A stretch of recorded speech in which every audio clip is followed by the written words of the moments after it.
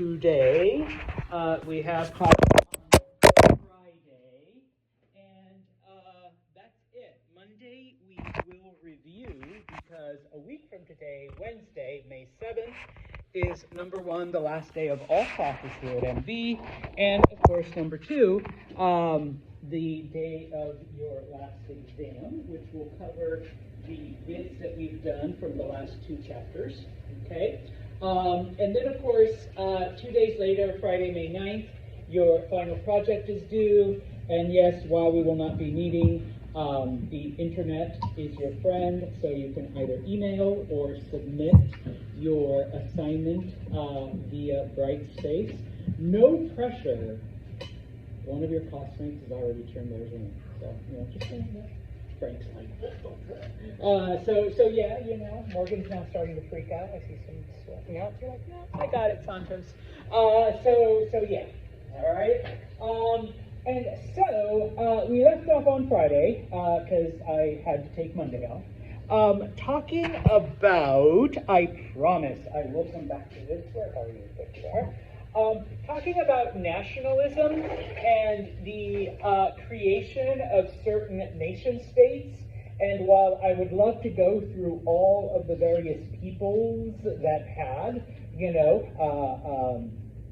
the formed different countries and whatnot, unfortunately we are only looking at Italy and Germany. Well, that's all your book looks at, but that's all we're looking at as well.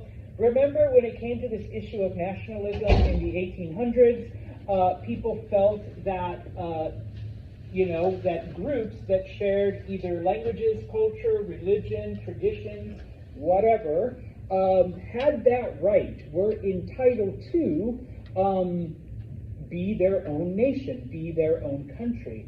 And so we finished off on Friday talking about Italy and how it came together.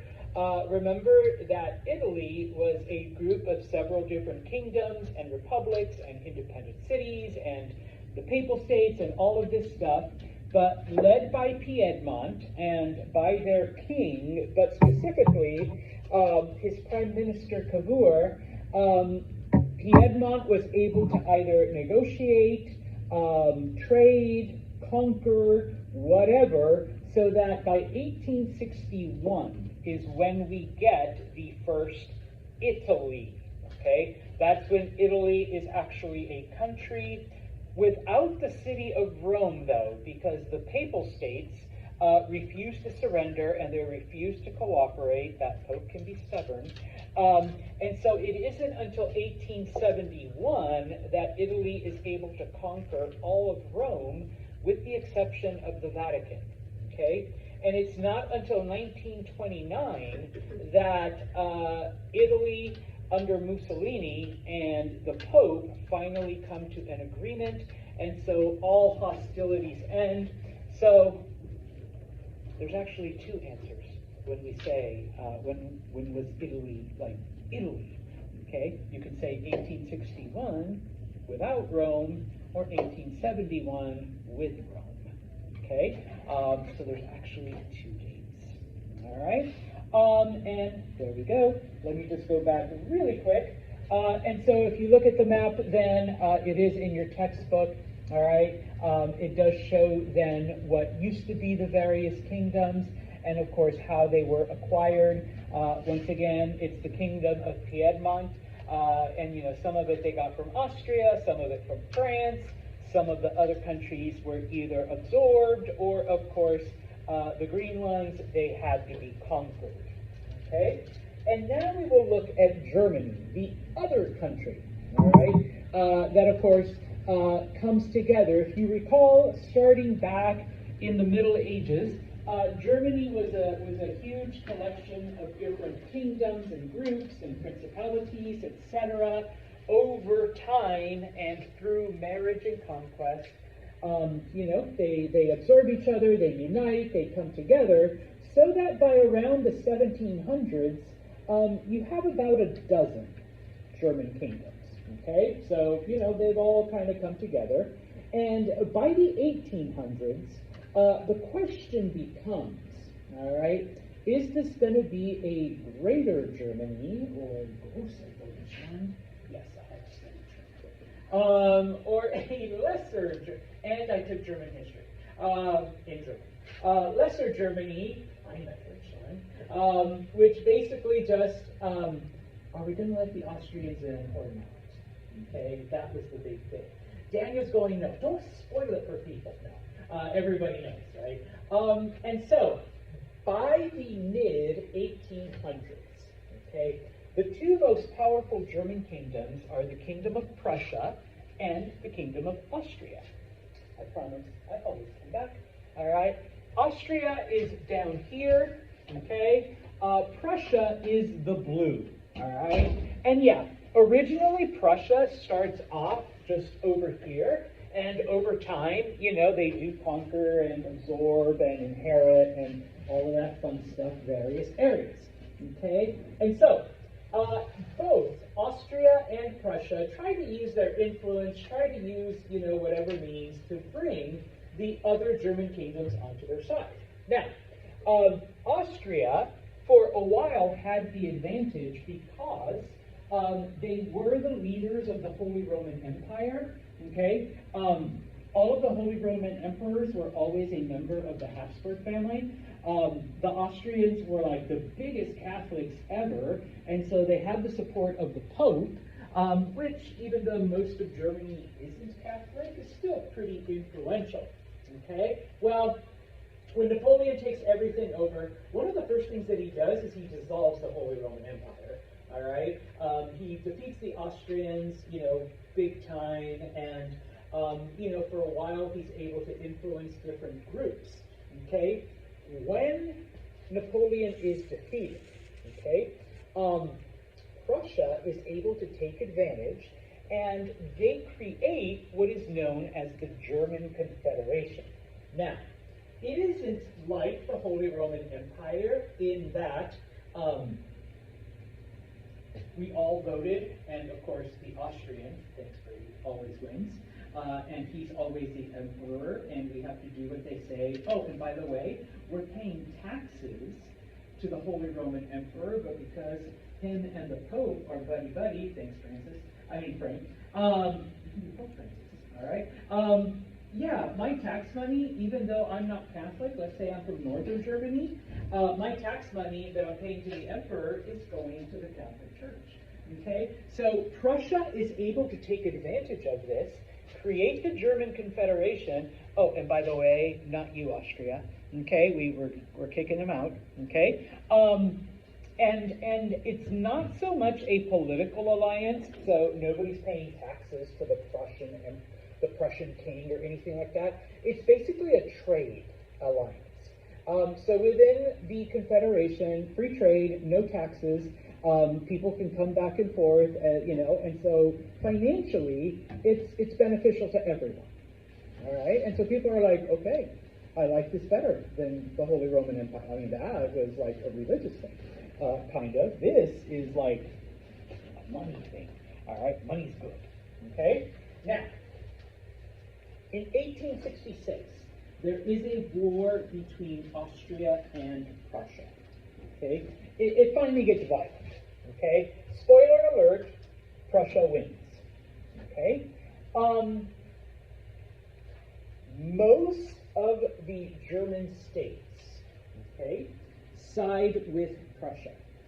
Okay, there's like maybe two that are on Austria's side. Poor Austria. Okay.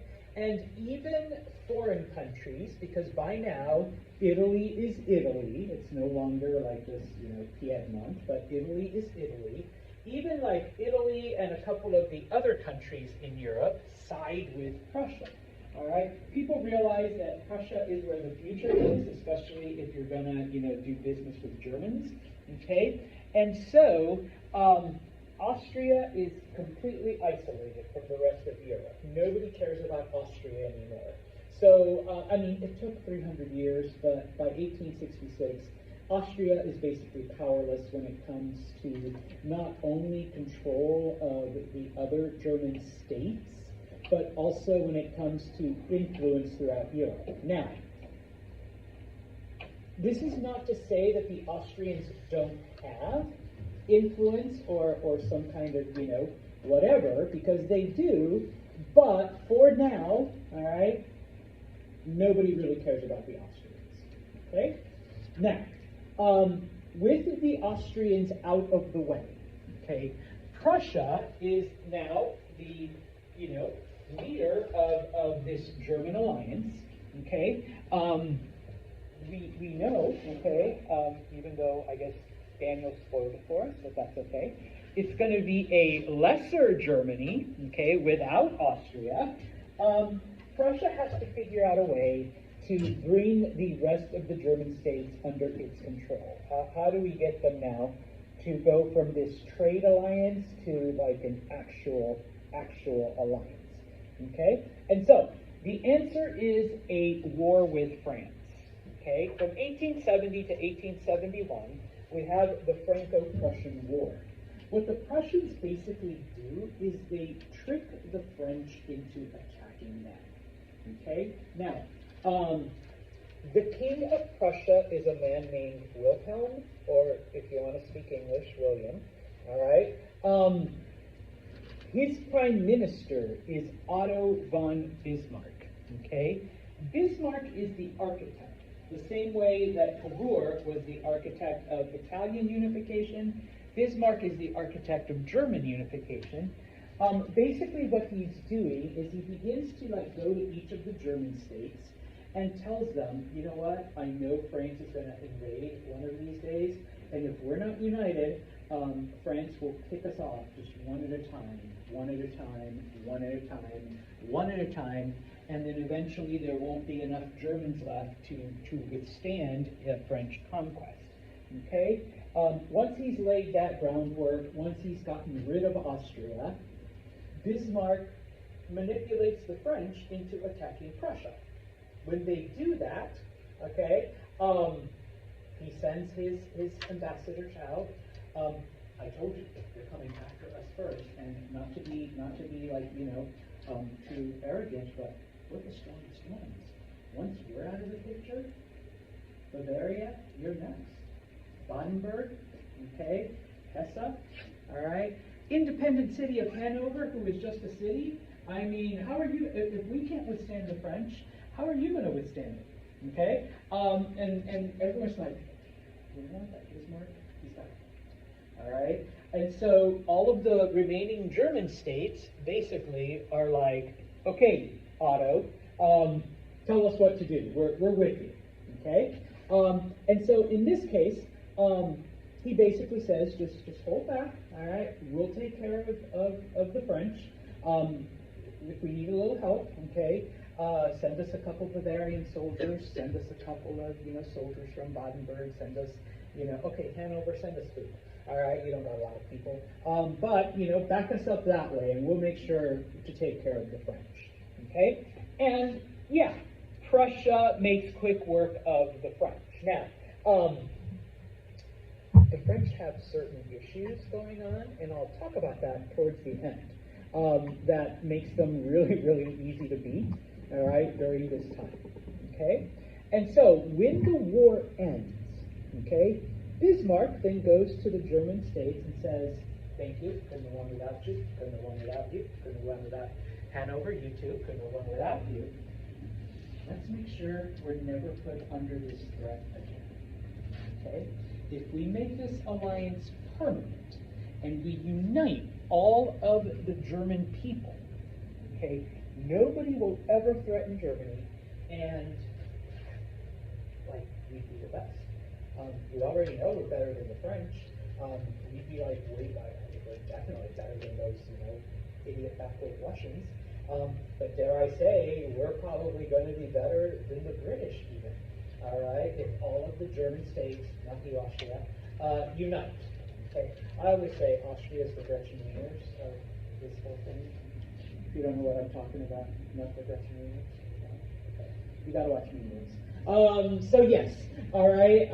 In this case, then, in May of 1871, we now have a Germany.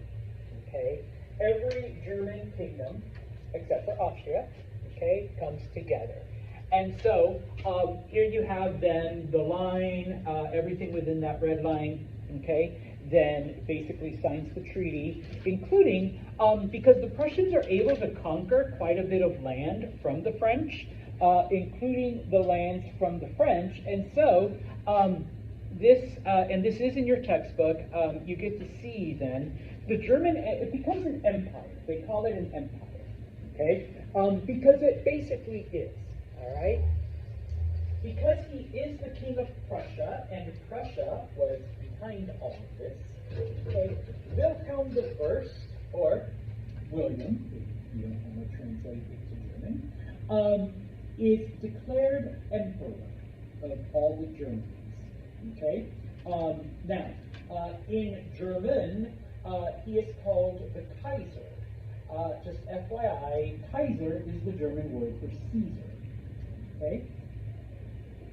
Where did they get the word Caesar from? Yeah, the Romans. Kind of, bringing that tradition, okay?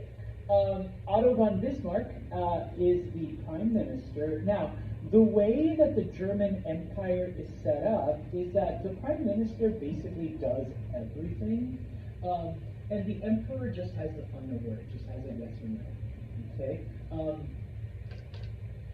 Very rarely did William ever say no to things, because everything Bismarck, and I had to study him for one of my classes, he actually was a genius politically.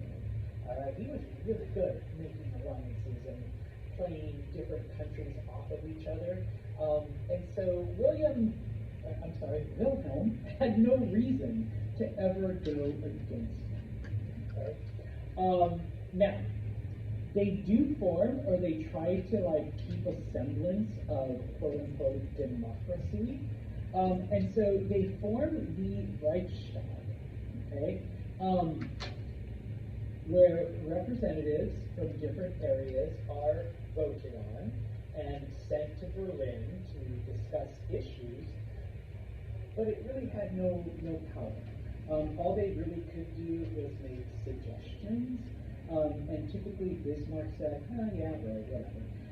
And then just did whatever the hell he wanted. And then the emperor was just like, Otto, sounds good. All right, do it. Make it happen. And they did, okay? Now, that's not to say that, there wasn't an entire governmental system set up. Not to be sometimes stereotypes are in fact true, but they were very efficient, the Germans. They still are. And in this case, they developed a system of governance, a bureaucracy, that pretty much when Bismarck told them to do something, it happened. Okay? And there's no need for anything else. Okay? Now, even though we do have the Reichstag, and even though technically they're the ones that represented areas and brought, things to the government, in areas that were pretty isolated, and you have to remember this is over 100 years ago, in areas that were isolated, the old nobility still held most of the control, okay? But if Bismarck sent his people to your place, then you did what Bismarck said. Okay? You kind of stepped aside. And then they left. And then you just go back and do what you want. Alright? And so, this then becomes the German Empire. Alright? Now,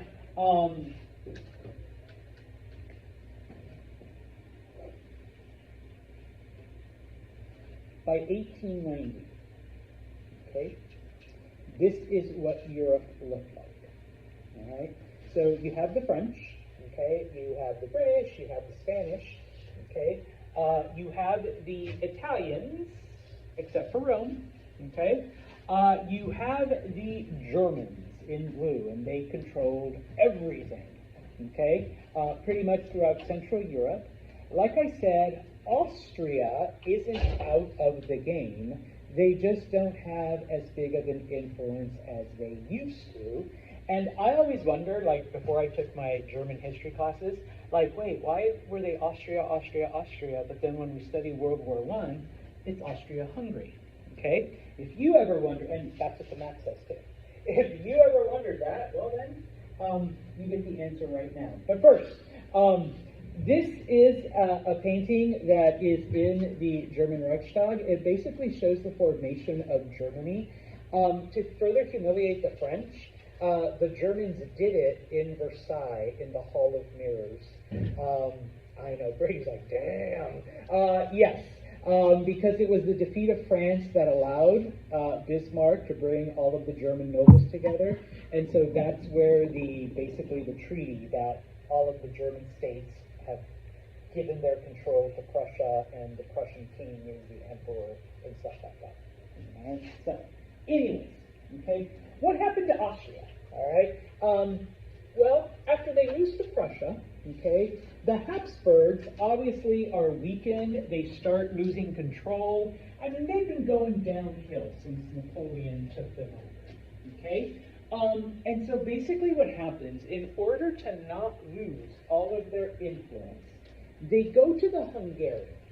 Now, they had conquered, I need to step back, okay? The reason why Austria had all of this influence is because when the Ottomans invaded Europe, okay, if you recall, they had made it all the way to the gates of Vienna. They literally conquered all of southern Europe. When they get to Vienna, it's the Habsburgs that were able to raise an army and defeat them and push them back and out of Europe, okay? Most of the European peoples, the Czechs, the Slovaks, the Slovenians, the Hungarians, being so grateful to the Austrians for having saved them, gave their loyalty to them, okay? Now,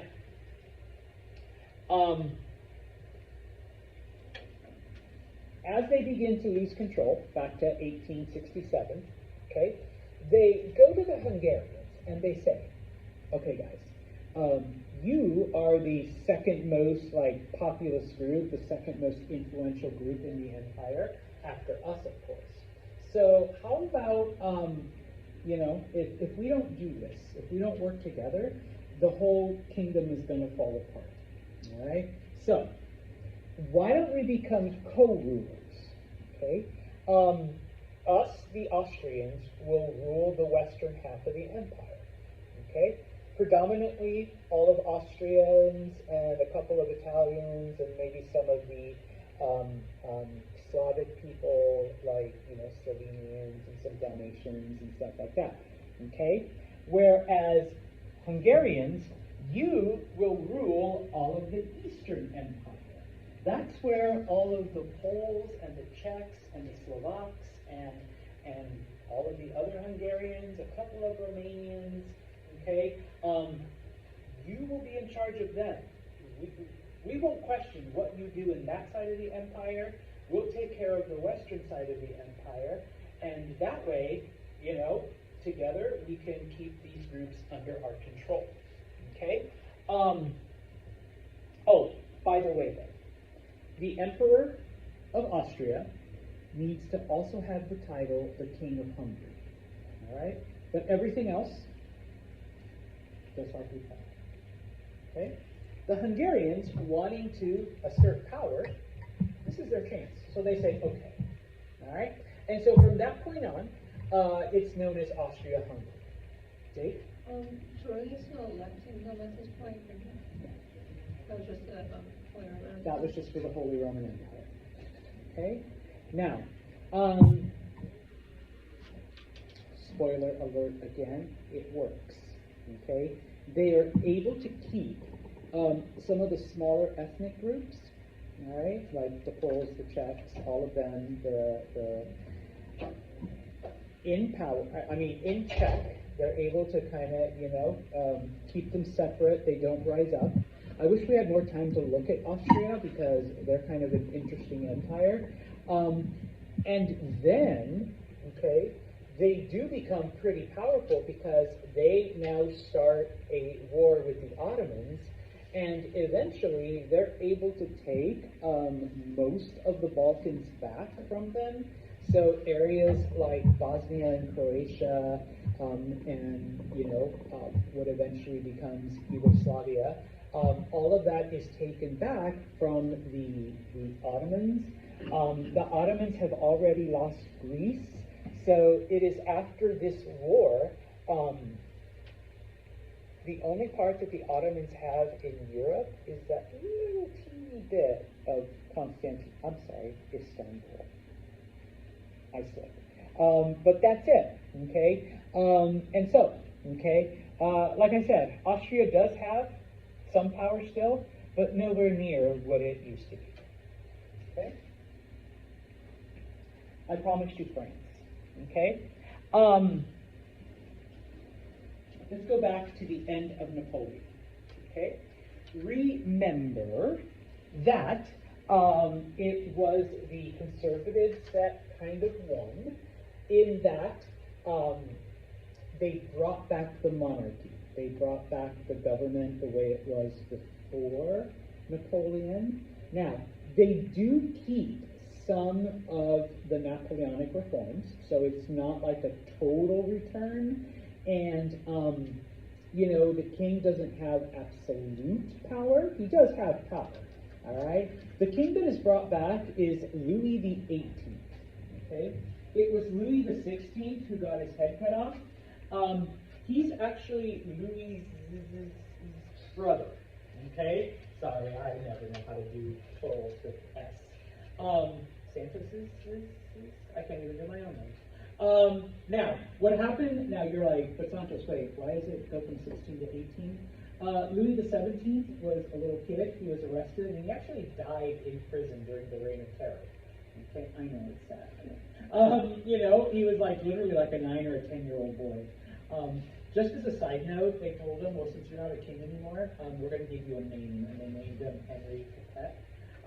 You know, because we're from the Capet. So he died as Henri Capet, but he was Louis the 17th. Anyways, Louis the 16th is the king. Okay, he eventually dies. He doesn't do anything too spectacular. He eventually dies, but he has no heir. He has no kids or anyone to pass the throne on to. So an even younger brother, Charles X, by this time he's old enough to be king though, he becomes the king. Okay? Now, this is though when we begin to have certain unrests and certain revolutions and certain nationalistic groups. And of course, we see the rise of not just nationalism, but like, you know, the socialisms that we talked about in the previous chapter and whatnot. And so because they are afraid of another revolution, Charles is afraid, all right, basically. But so is the rest of the government. He says, you know what, I know what happened to my older brother, I know what happened to my nephew, I'm getting the fuck out of here, all right, you know, I'm different, all right? And he does, he abdicates. And so the French don't want to give up having a king, because they're like, okay, the last time we lost our king, we got a Napoleon, but before that, we got like 40,000 people dead and, you know, guillotines and shit. So they find one of the cousins, a man named Louis Philippe, okay? He is a cousin from the House of Orleans, all right? And he agrees to take the crown on the condition that we need to be like Britain. We need to be a total constitutional monarchy, okay? Because the only thing that Louis Philippe wants to do is this, smile and wave. Nobody ever got their head cut off for smiling and waving, all right? So, you know, so they actually reorganized the government and all this stuff. And so Louis Philippe is the king, all right? Fast forward to the revolutions of 1848, okay?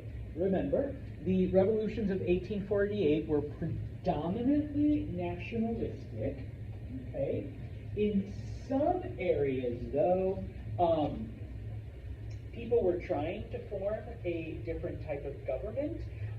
In other areas, you know, Karl Marx and Frederick Engels thought, hey, this is when we rise up against the proletariat. Okay? Well, what ends up happening is that in France, people are like, we really don't care that Louis Philippe literally has no power. We don't want to have a king anymore, like, ever. Okay? And so, what ends up happening is that Louis Philippe quietly steps down. He says, fine by me. All I was doing is smiling and waving and getting money for it. As long as you don't cut off my head and let me go somewhere nice to retire, I'm good. I'm done being king. And so, a new republic is formed. All right, this becomes known as the Second Republic. Okay. Ironically, a man named Napoleon III, who is the nephew of Napoleon Bonaparte. His name is actually Louis Napoleon. His first name is Louis, but you gotta go with name recognition. Okay. I say that because local politics, it seems like everybody suddenly appears to have an Italian last name and they run for office, or something. Yeah, sorry, Frank. So, with Frank's sister, she's no longer, Jennifer Morrison. She's Jennifer Petty Morrison. You need that that name recognition. And so he begins to go by Napoleon, okay? Not Louis Napoleon, he's Napoleon. It works. He wins the election. He is the president of France, okay? After a few years, though, he becomes emperor. He slowly, breaks down the French Constitution. He slowly does away with certain, democratic institutions. And by the end, he's like, fuck it, I'm the emperor. Type of thing. We're not even going to pretend that this is a democracy anymore. I'm not president. I am your emperor. And he is Napoleon III. It is under Napoleon III that the war between Prussia and France happens. Okay? He's the one that's tricked into attacking Prussia. Okay? He's not as smart as his uncle. He thinks he is, but he's not. Okay? He's actually kind of a moron. Although it is under Napoleon III that France conquers most of Africa, most of Asia, even conquers Mexico for about 5 years, a lot of islands in the South Pacific. So he's not that big of an idiot, but when it comes to when it comes to Germany, he's no business. Okay?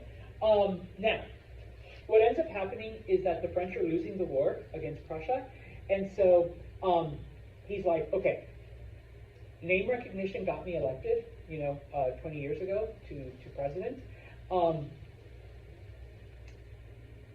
If I go and lead the army like my uncle used to, that will inspire the soldiers to fight because they're fighting for Napoleon once again. Okay? Except that this guy was nowhere near he had no military experience whatsoever. He was nowhere near the way his uncle was as a general. He gets himself captured. Okay? He's leading the army, they're beaten by the Prussians, he gets himself captured. The French government has to pay a ransom to get him back. At this point, they're like, you know what, we lost. So in 1871, they surrender. They say, no more monarchy ever. We don't care if you're a Louis. We don't care if you're a Charles. We don't care what house you're from. We don't even care if you're named Napoleon again. We are done with any kind of king. So after 1871, the Third Republic is put in place, and never again do the French have kings. Okay, that's the last time that we see a French monarch. All right? And so, with that, that ends the revolutions in Europe. Okay? I'm going to jump ahead because we do need to understand this. Because how did that? Hold on. Okay, hold on here. Let me just do this real quick.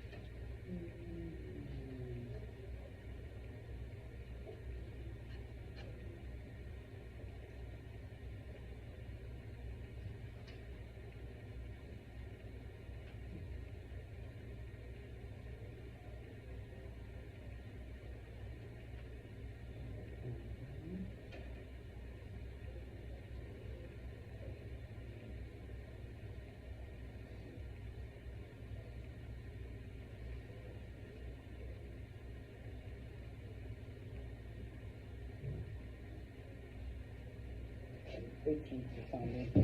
Well, then we will stop right here, okay? Napoleon's gone. French is a republic, okay? We'll stop right there. We